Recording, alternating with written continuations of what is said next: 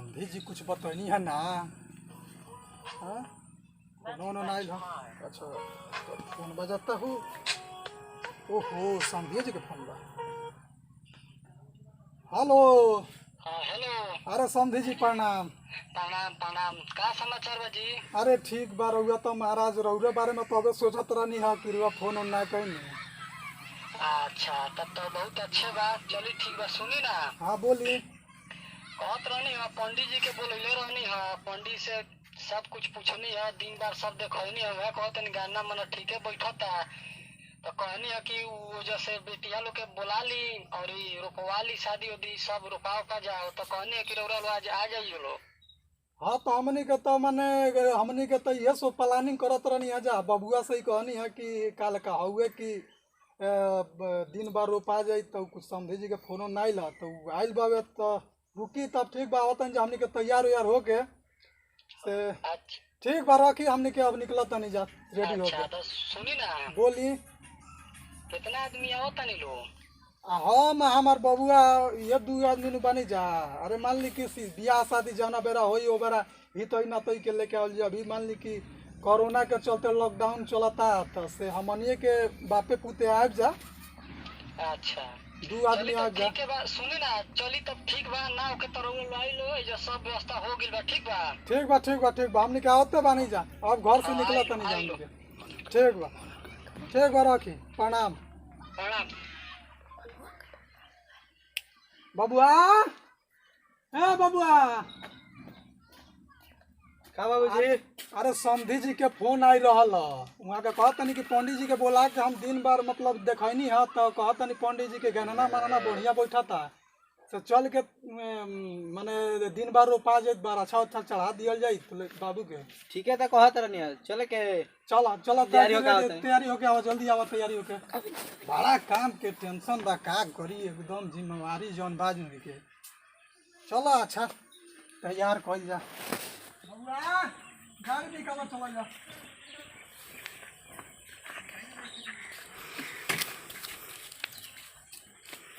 चलो बैठा।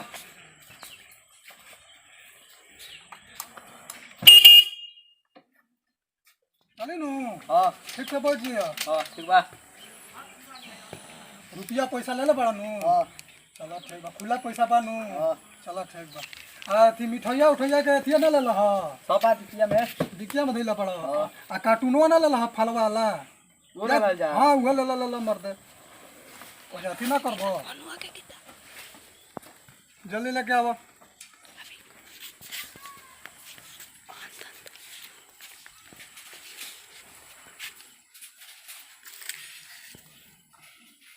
अरे आवा हो लेट होता।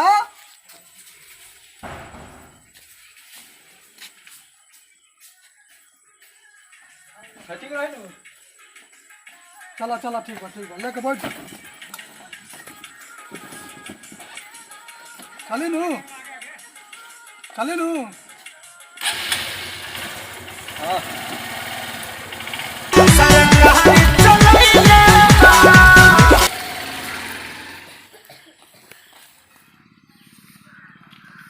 अरे समझी जी आई आई प्रणाम प्रणाम।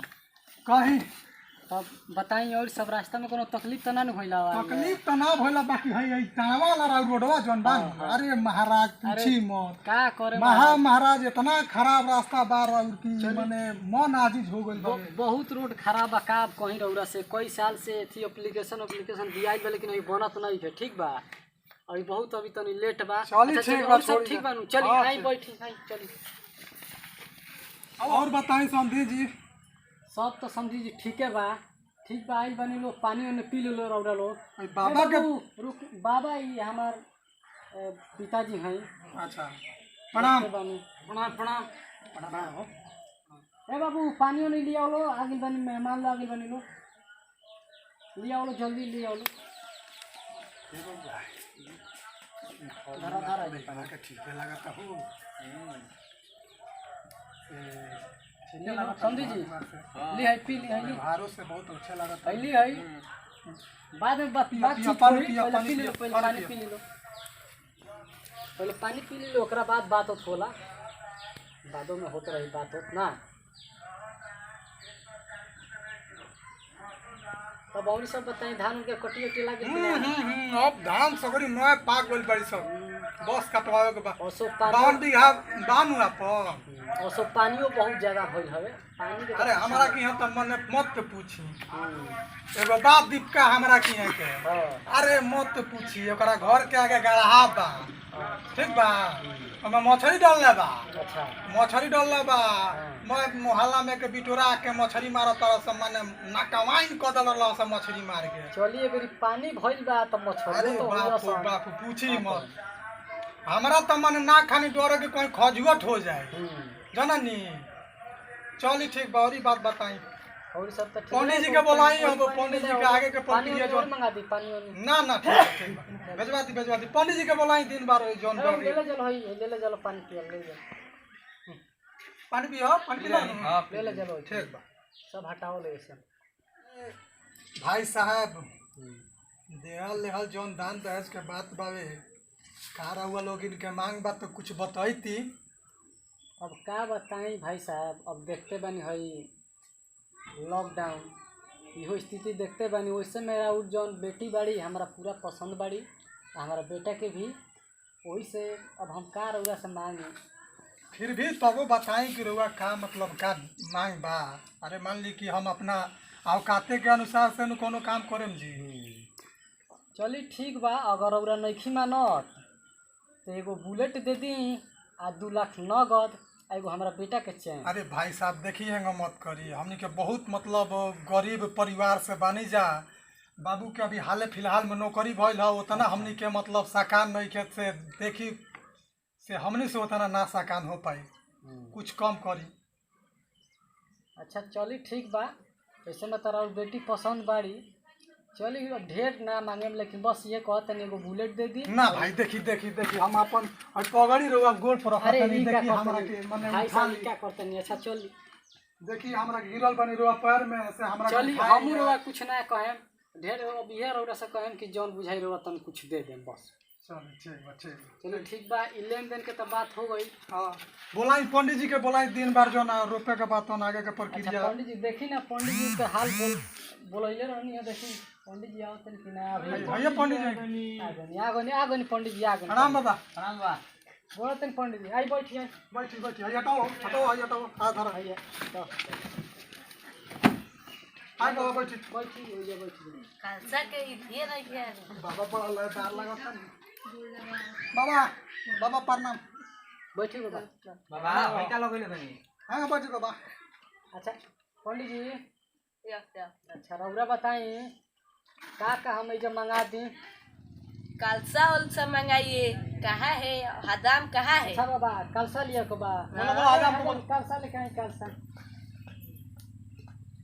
हाँ भी है जा बाबा है जा रख बोली बाबा जन्म कुंडली दीजिए जन्म कुंडली चाहिए भाई साहब जन्म कुंडली रुकी देता नहीं हाँ लगवा दी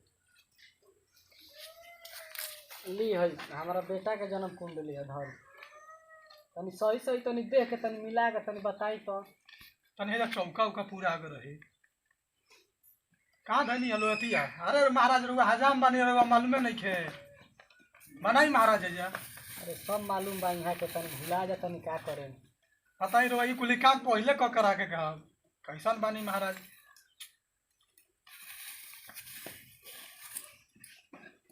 अरे बाप हो बाप बाबा तो नौका तरन के बानी तरी अखिया से कम लगता है आता चली बाबा तनी ठीक बा बताई बाबा तो ठीक बा ठीक बा बाबा तनी देखे बढ़िया से हिसाबे से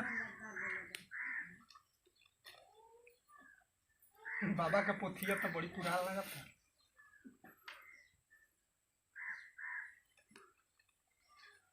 कितना 36 का 36 गुण मिलता है इन दोनों का अच्छा बाबा मैंने मिलता दोनों जी चली ठीक बा तो काम करी तनी अब दिन बार रोपे के रहल धली जा बाबा धनी बा हाँ अब दिन बार रोपे के रहल बताई क्या कहतनी अभी रोक दी हाँ अभी रोप दी रहुआ देख ली कोनो शुभ मुहूर्त मिलत हो के ओकरा वो दिन पर दिन बाद रोक दी बनाहवा महीना 12 तारीख 12 बज के 12 मिनट में शुभ मुहूर्त बा अच्छा अच्छा तो का बितान बा बोली भाई साहब रहुआ। अब रउआ देख ली हमारा की ओर से तो माने ठीक बा तो हमरो का ओर से तो पूरा हाँ बा, कोनो तकलीफ तो नहीं है ना ना ना सबके। हमरा कोनो तकलीफ नहीं। चली तब ठीक बा, यही दिन बार पर रोपा जाओ शादी। ठीक बा तो ही दिन भर पर रोक दी बाबा। रोक दी, लगा दी टीक एकदम वहीं पर हो जाओ वो दिन।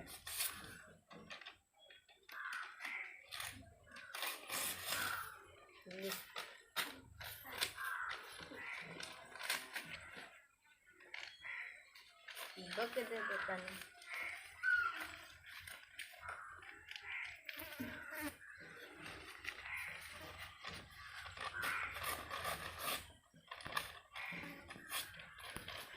चलो ठीक है तब भाई साहब बताई तब के कुल व्यवस्था कोई जाओ। पैसा कुछ दान दे दी लोग। अच्छा दक्षिणा चाहिए बाबा से। दे दिया जे बाबू बाबू देखबा हो कुछ खुला हो बाबा।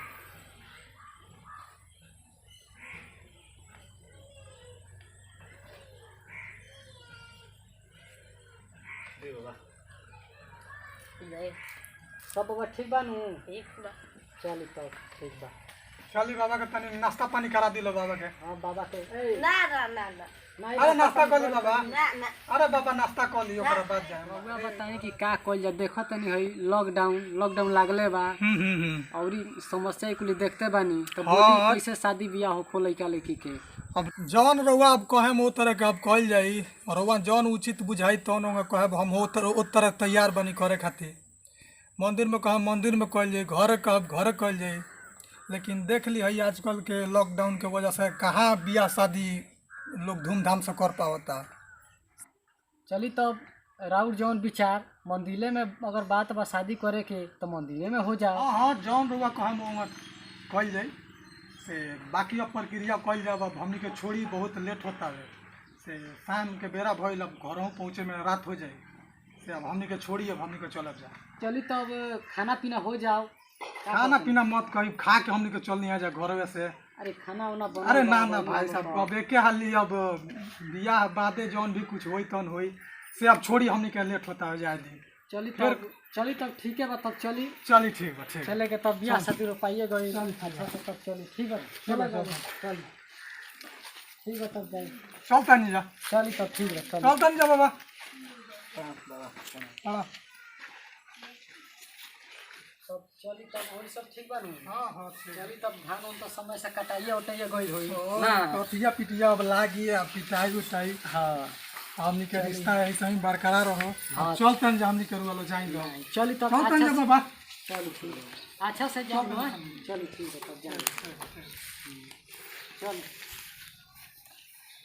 हाँ हाँ हाँ जाओ चलतन जा।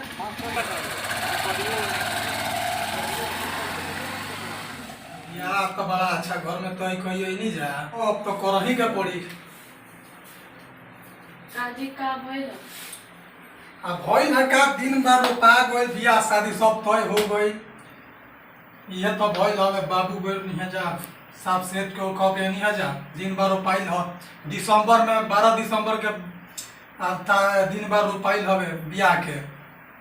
ये तो बात बा का तय भइल तो भइल हवे डिमांड तो बड़ी हाई रहल ह 2 लाख रुपया नगद आ एगो बुलेट डिमांड कइले रहल ह बेटिया वाला। कहाँ से दिया अब डिमांड कइले रहल ह लेकिन कम करनी है जा भइल है कि अरे हमनी के ना सकब जा बड़ी गरीब परिवार से बनी जा तो एगो बुलेट 50,000 रुपया पर तय भइल ह। अब कहीं से व्यवस्था मान लो कि बड़े घर में शादी कैला पे ये नु बा कि अब मान लो कि दान दहेज देवे के पड़ी से ठीक बा जौन कर्जा उर्जा काट के बाबू कुछ मदद करबे करी है आ सब कइल जाई। अरे पापा मम्मी तो हम टेंशन मत करो, हम कदम से कर्जा कराए चाहे कमा के दहेज दिया है। अरे हमार बाबू चला इतना कोई देला हमार छाती चढ़ा हो गए। बहुत सुंदर चला चला तारा बहन के शादी बहुत अच्छा घर में होता। अब एबरा से टेंशन छोड़ लो और बाकी अब बियाह शादी के जौन प्रक्रिया बा ओकरा बारे में सोचलो साटा बहना जौन बात बा वो देख लिया सुन लिया कह लिया ठीक बा।